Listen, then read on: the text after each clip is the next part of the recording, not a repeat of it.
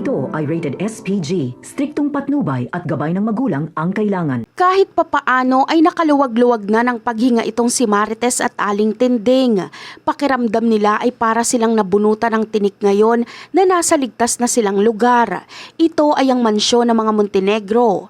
Bagamat alam ni Marites na ligtas na sila, ay nag-aalala naman siya kay Santino dahil hindi niya alam kung saan na ito titira, gayong maging ito ay pinalayas na din ni Rigor at David. Ngunit taliwas sa iniisip ni Marites ay nasa maganda na ding kalagayan si Santino. Nasa puder kasi ito ng mga Red Phoenix at mas pamilya pa ang trato nito sa kanya kaysa sa totoo niyang kapamilya na si Rigor at David. Sa oras na malaman ni Santino na wala na sa puder ng tatay niyang si Rigor si Marites at Aling Tinding ay kahit papaano ay magpapasalamat siya dahil alam niyang mas ligtas ito sa kinalalagyan nito ngayon. Sa kabilang banda naman, ikakagulat na nga lang ni Rigor kapag datnan niya sa kanilang bahay na wala na doon si Marites na ikinulong niya sa kanilang kwarto.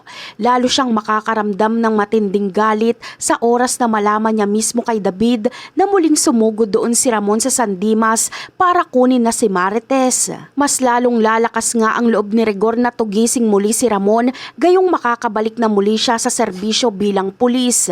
Muli na namang abot langit ang kayabangan niya dahil hawak niya na naman ang batas.